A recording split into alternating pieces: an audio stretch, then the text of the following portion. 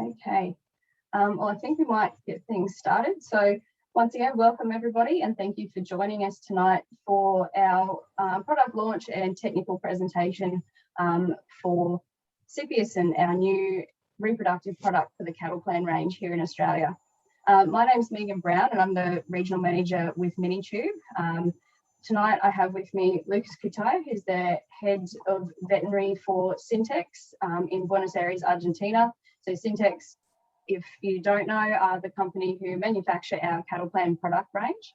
And Dr. Santiago will also be with us for the presentation tonight too. So if you've got any questions at all, feel free to put those into the chat box and we'll have time to get to those at the finish.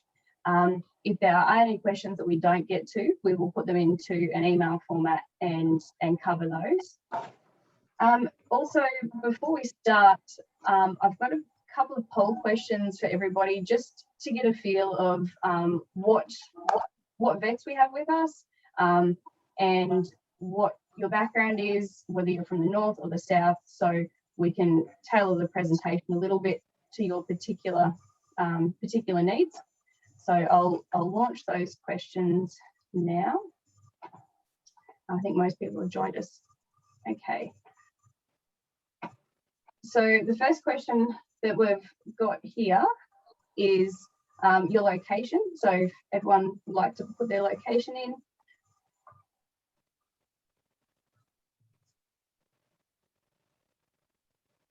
And I'll give that a 30 seconds or so for people to do that.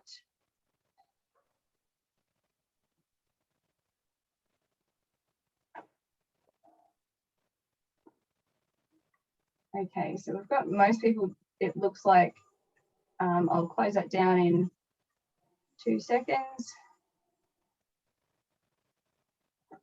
Right, so most people, we've got a mix from Victoria, Queensland and New South Wales.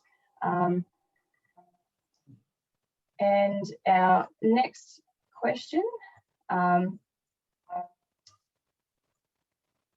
is, what kind of breeds do you normally work with, as well as dairy or beef?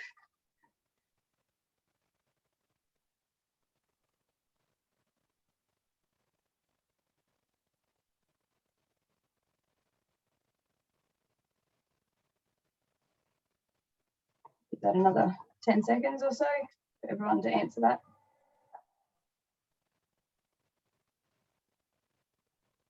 Looks like we're getting a fairly even split between beef and dairy at the moment. Okay.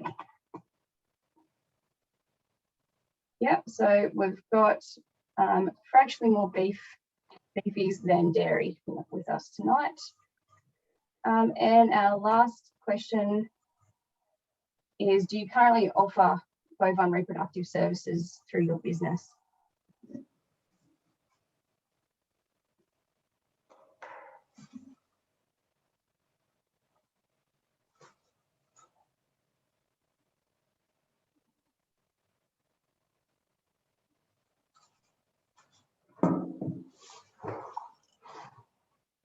Okay, so I'll give that a couple of seconds and we'll close that down.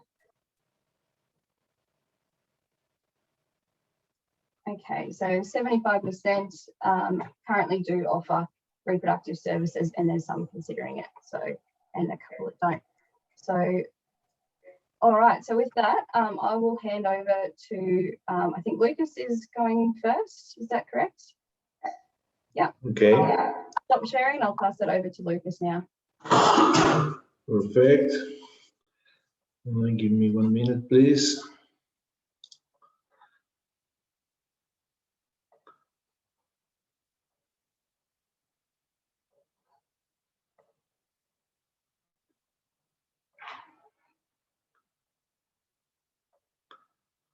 So can you see my screen?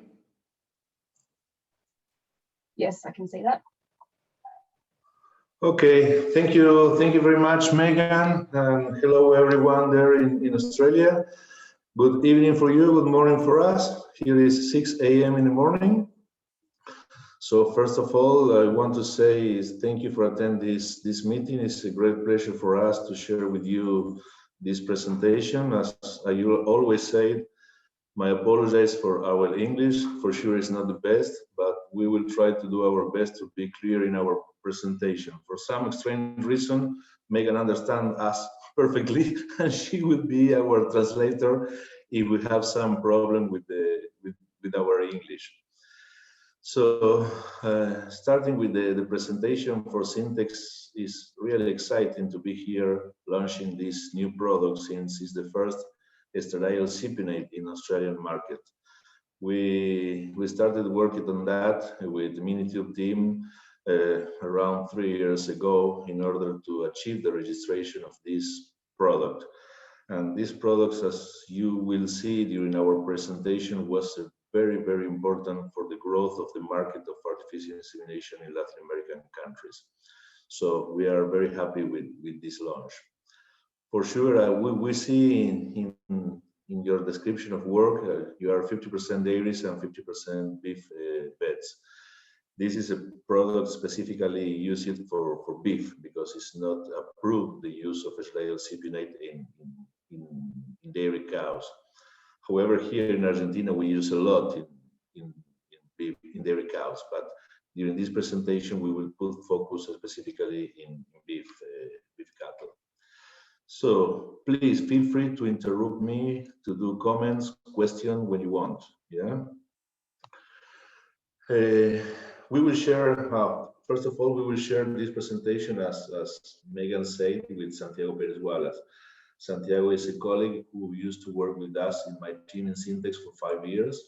Then he moved to Zoetis as a territory manager for Latin American countries. And since this October the 1st, he returned to work with us in Syntex as global technical manager, covering different territories, including for sure Australia.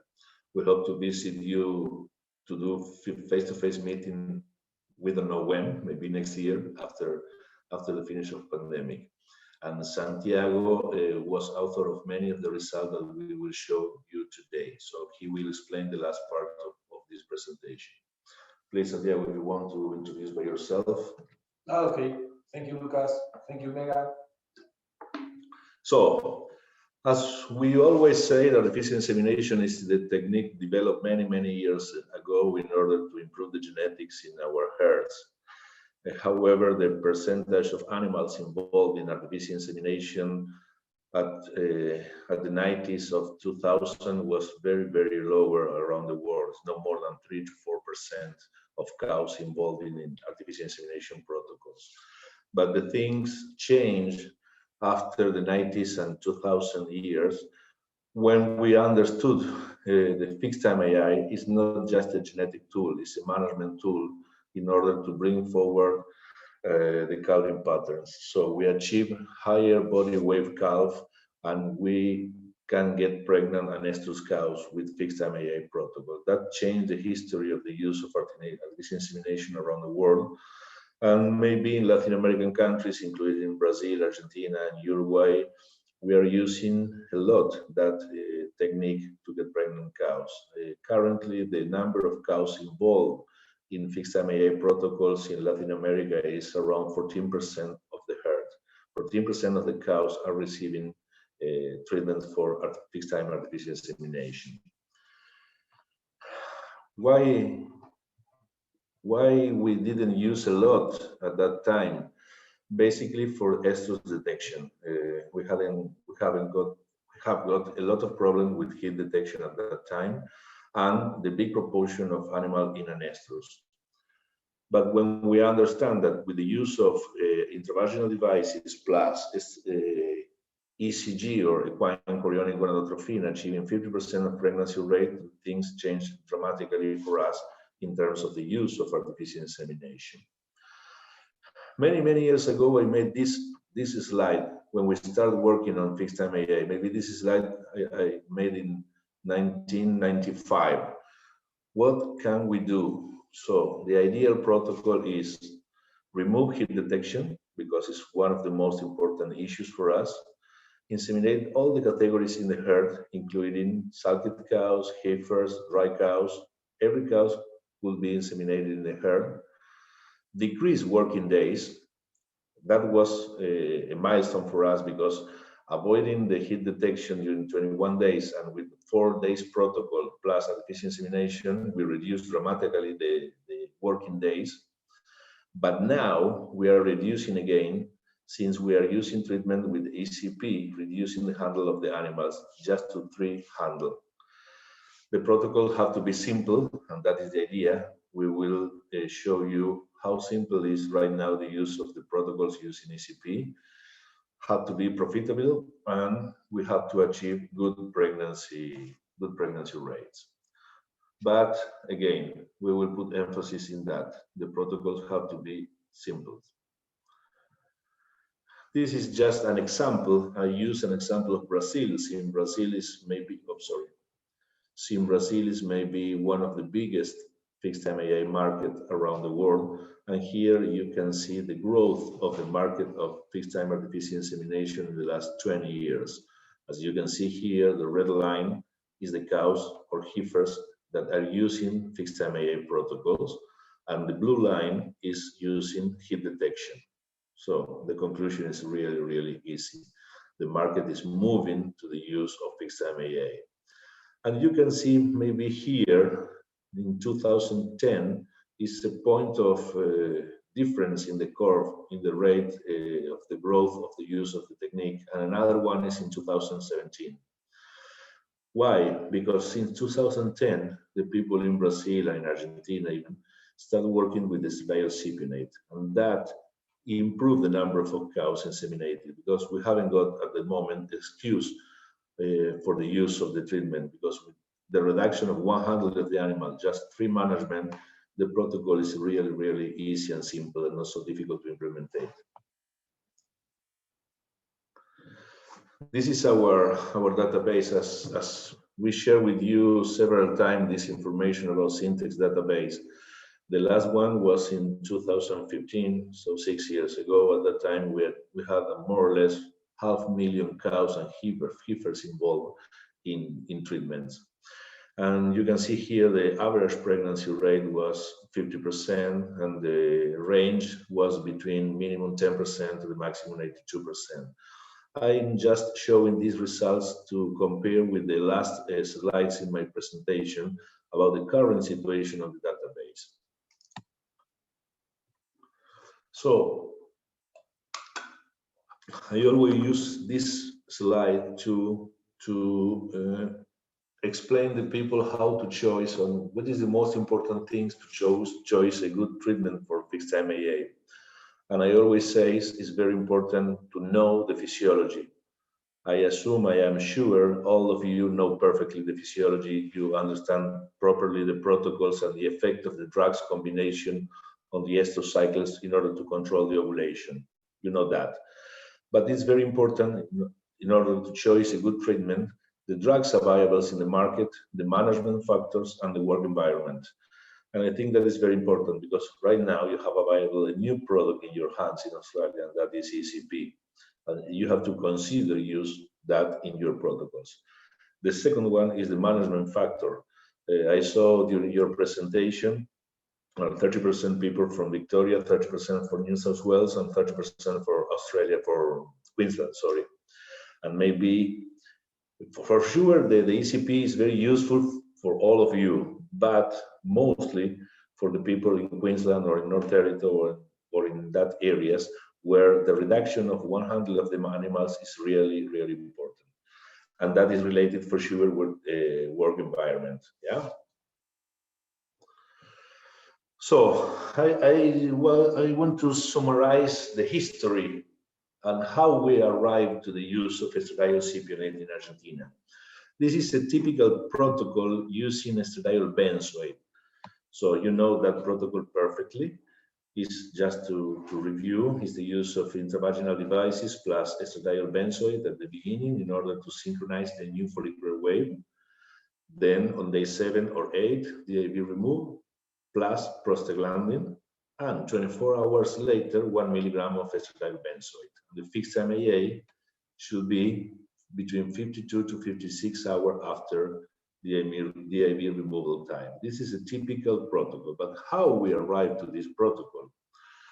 Many years ago, 2021 years ago, when I was a young vet, I did this trial in order to compare different times for the injection of estradiol benzoate or not using estradiol benzoate in order to demonstrate how important is the use of one inductor of ovulation as estradiol benzoate and when we have to inject estradiol benzoate. Because since that time, we was thinking on the possibility to reduce 100 of the animals. So we split the animals in three to not receive, estradiol benzoate or to receive estradiol benzoate times 0. So times 0 means at the time of DIB removal or 24 hours later. And here you can see the results.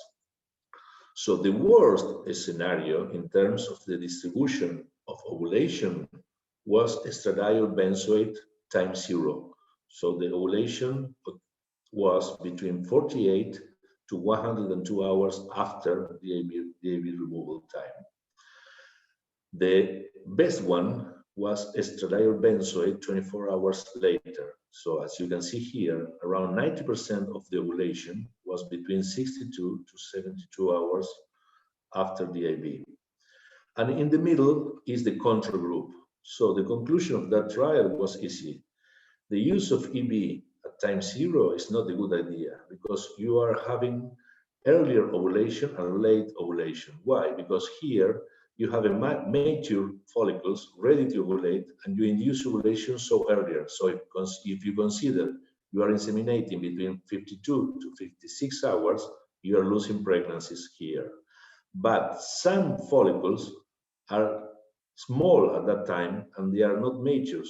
So you haven't got the effect of the estradiol on that follicles. And that is the reason because you delay the ovulation to 100 hours around.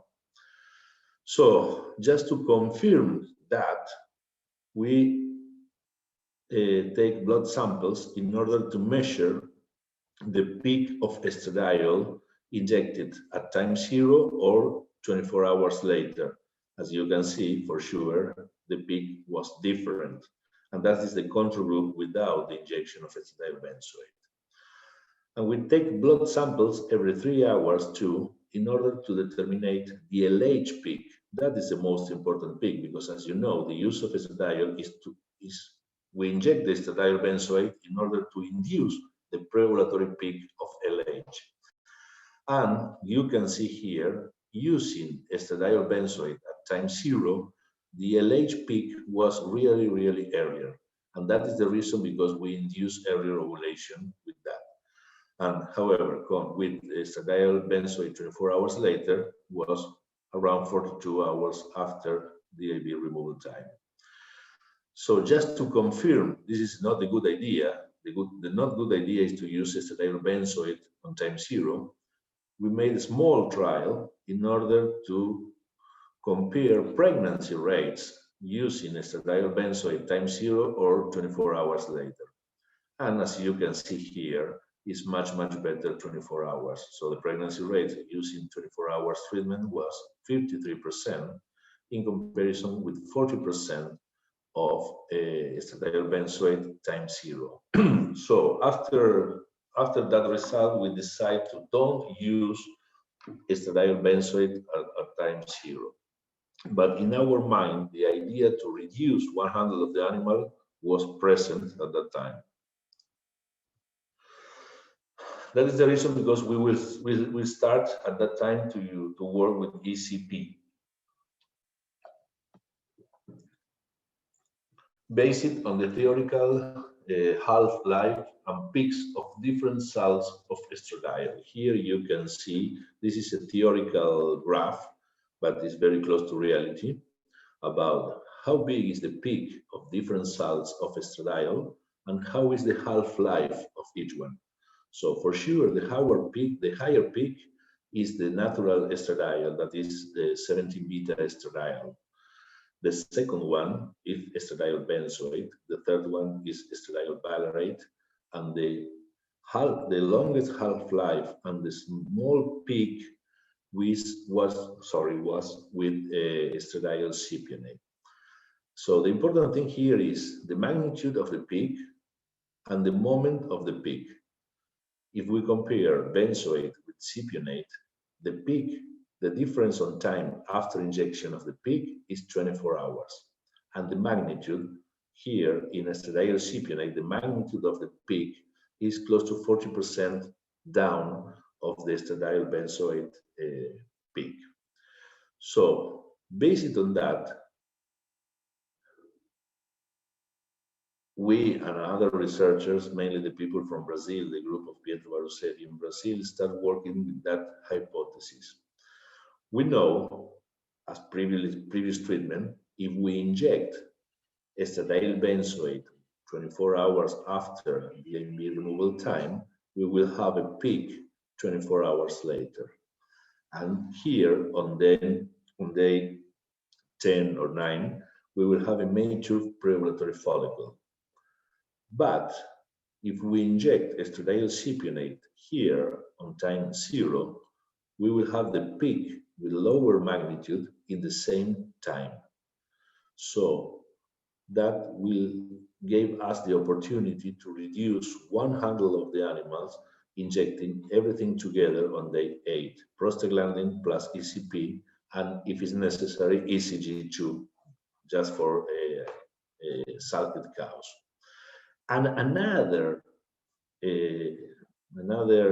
important thing of this treatment is the reduction of the magnitude of the peak of estradiol, because as you know perfectly, after the injection of estradiol benzoate, for sure you have a lot of housing heat. Yes, a big proportions in housing heat, but that heat is not the real heat, it's a pharmacological heat, because you are inducing the heat, and that is not related with the ovulation. But using estradiol cypionate, maybe the heat will be more similar to the normal heat, the physiological heat of the cows, since the peak is lower than the estradiol benzoate. So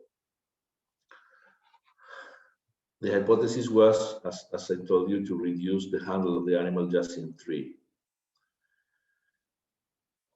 That was one of the first trials that we made, the last one in 2005, in order to compare the use of estradiol benzoate time 0 or estradiol benzoate 24 hours later, we check again, or ECP time 0. As you can see, ECP time 0 was very, very good. That was the preliminary and very small trial that we made in order to check the use of ECP. Then the people in Brazil start working on that, and that is a review published in 2014 by a student of Dr. Baruselli in Brazil, and he compared basically 3 treatments: the use of estradiol benzoate 24 hours, the use of 1 milligram of estradiol cypionate at time 0, or 0.5 milligram of estradiol cypionate. Remember, we, in our trials at the beginning, started working with this dose, 0.5 milligram, because we consider maybe 1 milligram is a lot for cows. And why, assuming the long half-life, we have to reduce the dose to just 0.5 milligram. However, in this trial, you can see, as we found in our trial, no difference between estradiol benzoate results 24 hours comparing with the 0.5 milligram at time 0. But they demonstrate 1 milligram is much better than 0.5 milligram. Remember, they did the trial using Nelore cows, so both pure breed Bos Indicus cows, for sure with a high proportion of an estrus. So after saw that results, we start to recommend to our customer move the dose of ECP from 0.5 milligram to 1 milligram, considering that is much, much better. And we worked that for a couple of years. 1 year later, another group of researchers in Uruguay, the Alejos Menchaca's team, made a very nice trial, including around 4,000 cows. But the difference is Alejo worked with early weaning in the calf, yeah, and he worked with a Heifer, not with Bos Indicus. He worked with Bos Taurus cows, and he compared basically 1 milligram versus half milligram of ECP, and the results was half milligram was much better than 1 milligram, exactly opposite to Baruselli's results 1 year ago. So when we saw that result, we say, oh, we have a problem. Initially, we recommend half milligram. Then we move to 1 milligram. And now, based on Alejo's results, we have to recommend half milligram again. So we have a problem. We have to solve that problem. We arranged a meeting between Pietro, Alejo, and us to discuss. And maybe the big difference is the breed and the use of early weaning or not. So in conclusion is if the cows are in an estrus or growing body condition score or not. With Santiago, we did a preliminary trial in Argentina in 2015 in order to solve that, to understand properly the situation. Unfortunately, when you need to do a trial, you use the animal that you have around you. So we had at that time a herd split in two with primiparous and multiparous, assuming maybe in primiparous the body condition score will be worse than multiparous, and the proportion of anestos will be higher in primiparous than multiparous. And we split the animal to receive half milligram or 1 milligram of ECP. And here you can see the interaction. So in multiparous, no difference between the use of half or 1 milligram of Oestradiol Cypionate. However, in primiparous, considering we are assuming high proportion of anestrus and no increase in body condition score, 1 milligram was much better than a half milligram. So we have something here. That is the reason because Alejo started working with Santiago in that way, and they decide to design a new trial in order to finally solve this issue. I will leave Santiago to. Yeah. Okay. Yes, no problem. Okay. So they published this paper last year with the summary of that results. That paper was made in Uruguay with Alejo Menchaca and Santiago. So this is just a summary of that paper. That paper is available. If you need, we can share with you the full paper for you. But basically, they did the following. Was one trial, in real 3 different trials in 3 different herds. In one herd, they use early weaning calf, yes?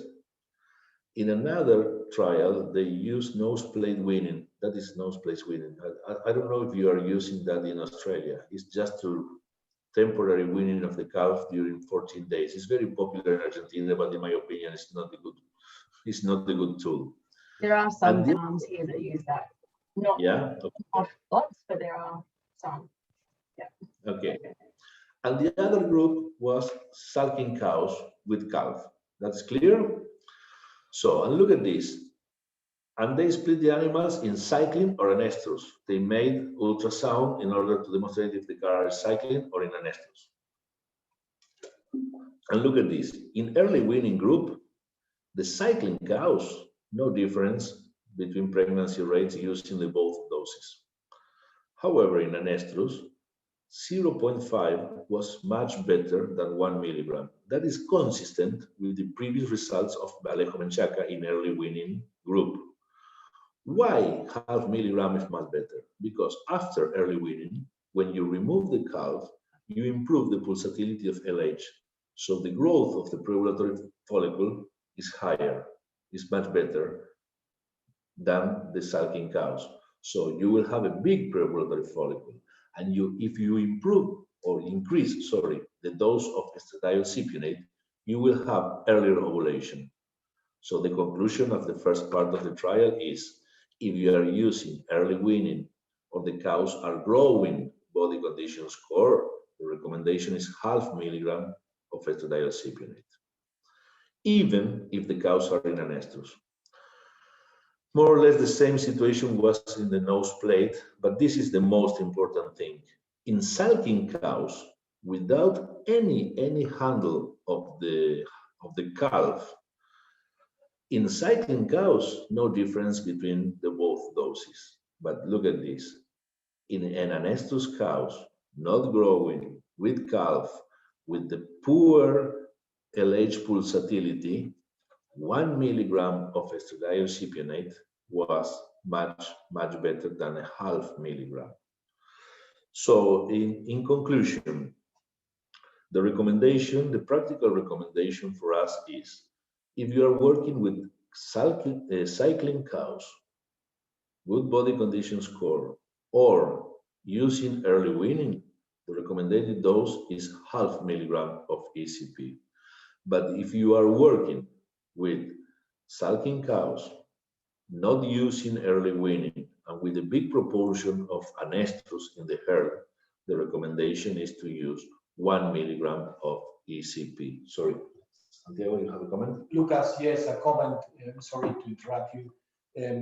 All these cows in these 3 trials received an ECG dose at the moment of. Yeah, that is very important. In all that treatment, all the cows receive ECG, because sulking cows is a common treatment here in Latin America. So that is the recommendation around the dose of ECP. And what happened with Heifers? In Heifers, always the dose for us is half milligram, never 1 milligram. So, good. Another new thing around the use of the new treatment with ECP is the heat detection or not. If you remember in our presentations, my presentation, Gabriel's presentation, always many years ago, we say, forgot about the heat. If the cow show heat or no show heat, nothing happened. Why? Because at that time we used EB, estradiol benzoate. As I said to you previously, that heat is a pharmacological heat, but now it's more close to physiological heat. So in that way, we start working, and we work a lot with the use of heat detectors. We use patch for heat detect, to do heat detection in that cows. And Santiago and me and other groups of researchers start working on that. That is a Santiago's trial. And he compared basically the following. They treat the cows with a typical protocol of 8-day protocol with DIB. In this case, here say DIB 0.5, that is DIB-H for you, the brand is 0.5 gram DIB for 8 days.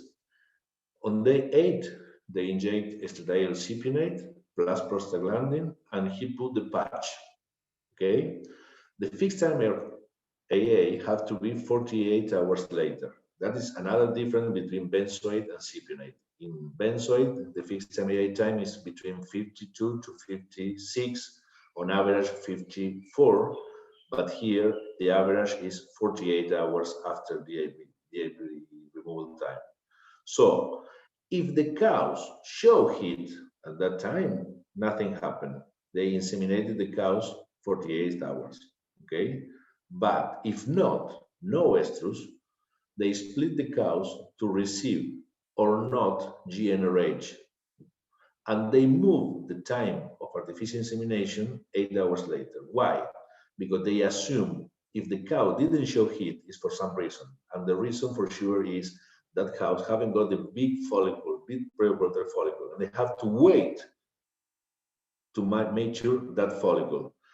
And if the ovulation will be later, you will haven't got effect of the ECP as inductor of ovulation, because it's too late. You have to help the cows using GnRH in order to generate an LH peak and to induce ovulation. That is clear, the design. So they split the animals in two. So the hypothesis was to demonstrate how important is the heat expression or not, and how important is the use of GnRH plus move the time of artificial insemination in order to improve the result in that heifers that didn't show heat during the treatment.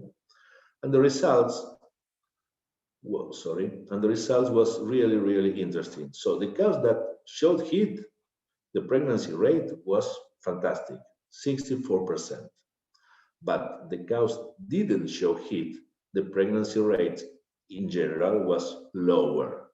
However, if you inject GnRH in that cows and move the time of artificial insemination, you improve around 10% the pregnancy rate in that cows. So you have to consider this as an option. If it's possible to do that, to use heat detectors and to change the time of artificial insemination in part of the herd, is a really, really interesting tool in order to improve around 10% the pregnancy rates in cows that didn't show heat during the treatment. For sure, we have to return to my previous slide to choose the treatment. Remember, management and work environment. For sure, for the people in Victoria or in New South Wales, this is possible. And maybe, I guess, for the people in Queensland, this is not so easy to implement. But this is another tool you have to consider if used or not. Another option, if you can't split the animals in two to receive or not GnRH or to move the time of artificial insemination, another example is, for example, if you have 100 heifers and you can both buy, 70% of the semen doses with high price and just 30% in lower price. You can use expensive semen for the cows that show heat and the cheap semen for cows that didn't show heat. Is another tool. Or if you are using sexing semen, for sure you have to inseminate just cows that show heat during the treatment with sexing semen, and the cows that didn't show heat with the regular semen. Our options are tools. Do you remember our database I showed you with 500,000 animals? That is just the period between 2012 to 2014. Consider that period. In the database, we analyzed 141,000 cows. And look at the pregnancy rates and the proportion of the use of ECP. Look at this. The pregnancy rates was not different between the both. So we achieved exactly the pregnancy rate using EB or ECP. But look at this. 130,000 cows used at that time ECP, and just 11,000 cows use estradiol benzoate. So the market is moving, in fact, moved absolutely for the use of ECP, and they are not using, the farmers and the vets, they are don't using EB anymore. And that was the growth during the first year. We launched the ECP in Argentina in 2008. And look at this, just in the first year, 43% of the market moved to the use of ECP. And 3 years later, 83% of the market used ECP. And currently, I guess is 99 or 98% of the market in beef cattle using ECP. Not just for fixed time AA, they are using ECP even for embryo transfer recipients or another protocols. And as I told you, in dairy too, but unfortunately that is not possible in Australia. But for dairy, we achieved very, very good results too. So, and that is the analysis of the pregnancy rates in our database comparing two different periods, 2009-2011 versus 2012 and 2015.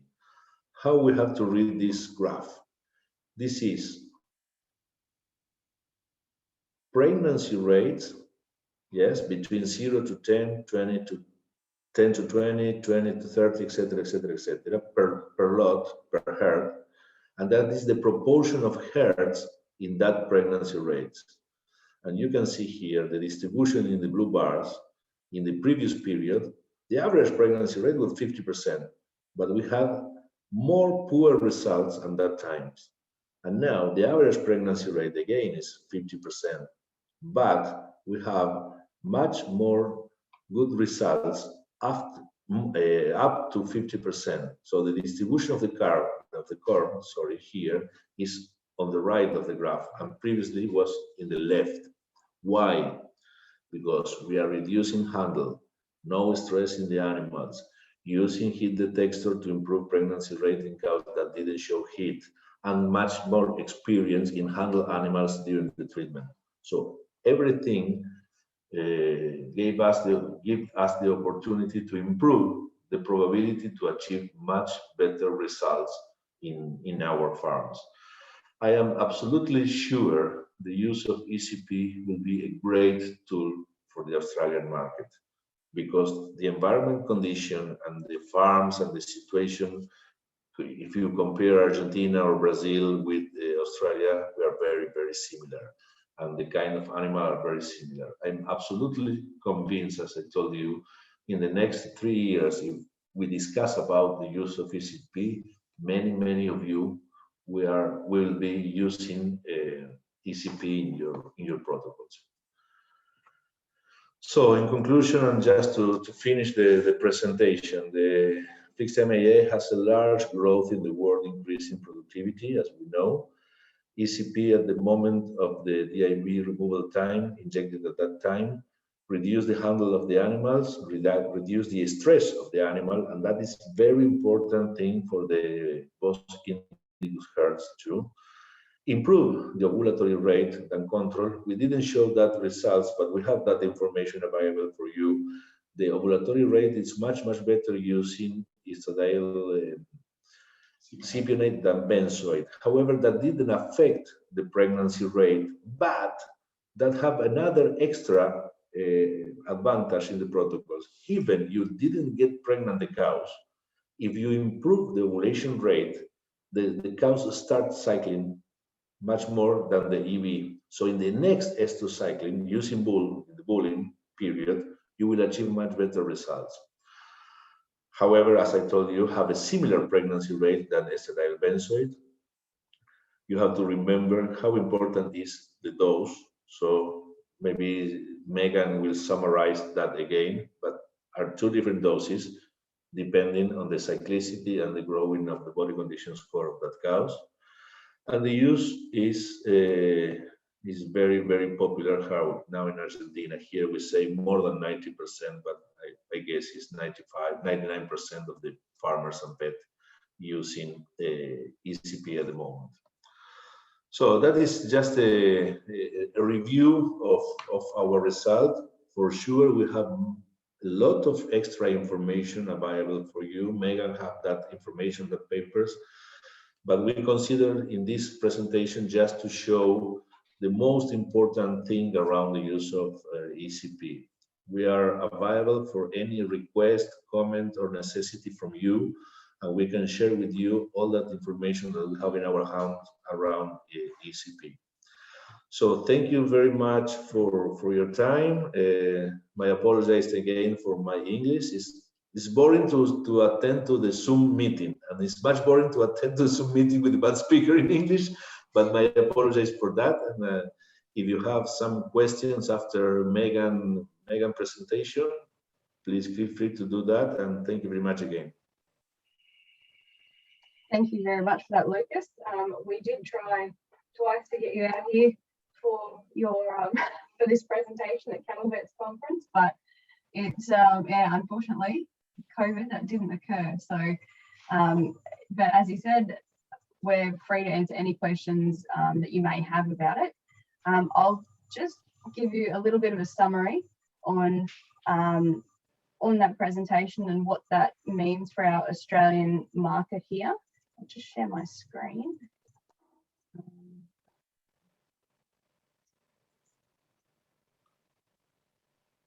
Okay. Sorry, I'll just share this again. Can you see that there, Lucas? Yes. Yes, sure. Right. So yes, thank you again to both our speakers tonight. And the main applications for Cipiosyn here in Australia with our predominantly beef herds is that it does reduce that handling from 4 down to 3 in most situations. There is the opportunity to use heat detection if you can. This will greatly depend on the facilities, whether or not the vet is doing the AI themselves, or whether the farmer can do that and be there for the heat detection AI as well as the fixed time. But the biggest factors in this are that it reduces the handling, it reduces the stress on those animals, particularly if you've got wet cows with calves at foot. That's a big factor, predominantly across the north. As we move into the hotter months, when joining occurs through November, sort of through to March, that is one of the biggest factors of having wet cows in a program. And also moving that AI time forward during the day from 56 or that 52 to 56 hour window back to the 48 hours. It's better for handling semen earlier in the day. There's not as much stress on those calves. It's also easier on the staff. It's much nicer for us if we're not working in the heat of the day. And another thing too that I didn't have there was that when you're actually speaking with farms to deliver these programs, making sure that the farms follow that protocol at the right times is really important. So this protocol is really good because you can tell them to put the devices in at 8 o'clock in the morning, they can pull them out at 8, and you can start AI at 8 o'clock. It's a very regimented program and easy to explain. So that's one big benefit, particularly for those larger herds that we see. So we do have some protocols available for heifers and cows. Most of the ones that we have don't include heat detection, but I'm happy to supply those if you want to include that in your programs too. So I'll quickly go through a heifer program and a cow program for you that we supply. So this is an example. I'm sorry for the southern farms, but I've used an Indicus example. It's very, very similar to a Taurus program. So on day 0, we insert the DIBs and they receive estradiol benzoate, the 2 mils here of gonadil. And we still need that shorter acting product at the beginning of the program to induce the follicle wave at the start. So we want to be using that shorter acting product then. But when we get to day 8 on device removal, they receive their prostaglandin shot as well, and plus or minus their ECG. So in most cases, many beef farms will be using ECG, particularly northern farms that have some sort of nutritional stress in a lot of cases, or calving and estrus. And this dose rate here at the bottom that you see follows on from what Lucas was saying from the trial work. The way we've split it out is that animals that are in good body condition and they've calved a while ago are able to receive the 0.5 milligrams or 1 mil of Cypionate. Those animals that are in poor body condition or they've recently calved, they're the ones that may be in calving and estrus that will be struggling. So that's the type of animal that we want to be using that higher dose in. So you'll see our cow programs, the Taurus program is the same. That's the dose recommendation. Then our heifer program is very similar. The DIBs go in at the beginning with the estradiol benzoate, and then on day 8, the DIBs come out, they get their PG and ECG, but they only receive 1 mil or 0.5 milligram of estradiol cypionate on that day. And so your AI timing is that 48 hours later. So here we can show farms that they can start at 8 o'clock, pull the devices at 8 o'clock, and then AI at 8 o'clock, just as a simple protocol that they can use. So that's the example of a Bos Taurus heifer as well. As I said, they're pretty much the exact same. And there's, oh sorry, this is a cow one, not a heifer protocol. And once again, you look at the body condition and the time since calving to decide on those. So I think in summary, it's just important when you are dealing with a herd to know what the animals are like, and to get that good overview first, because not every herd will be exactly the same.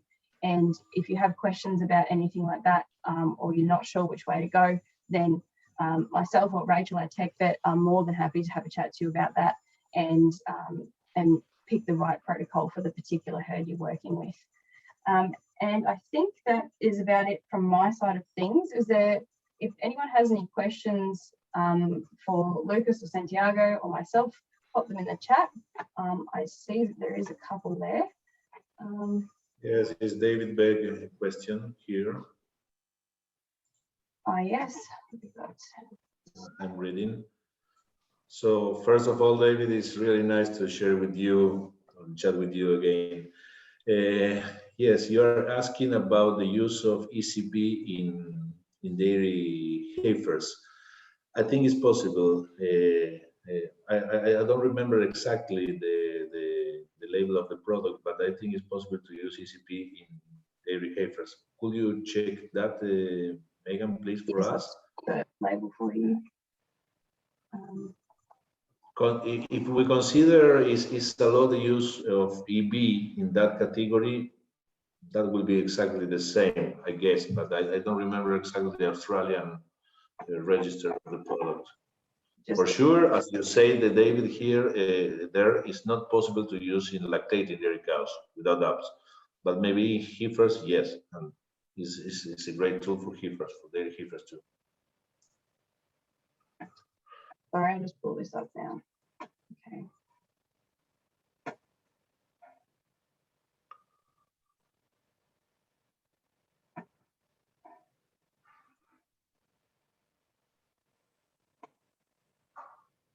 So I'll just share this with you. So the registration itself is just for cattle.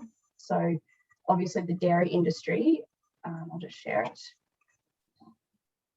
The dairy industry has the voluntary ban on estradiol products in lactating animals, but this is our registration. So to induce estrus and ovulation in cattle after progesterone priming with an intravaginal insert containing progesterone as part of a reproductive management program.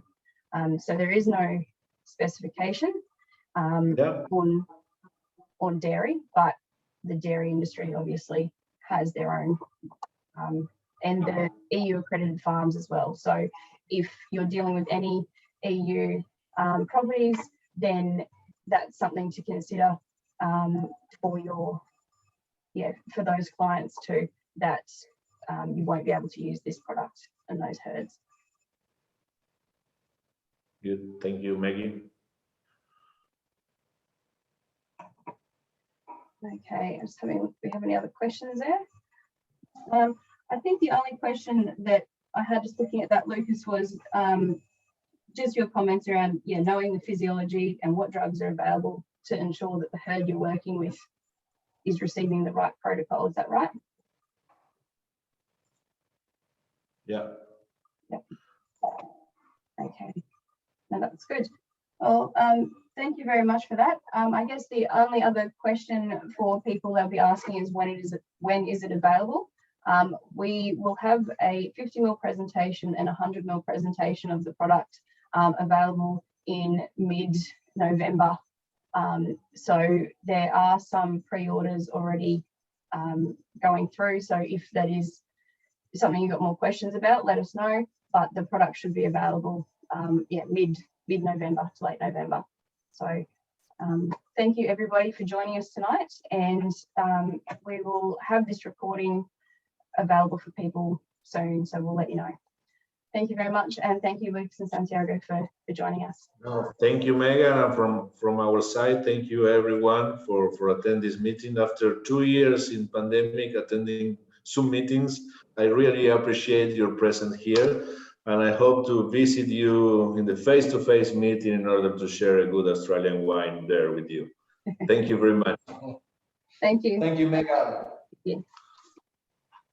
Bye-bye.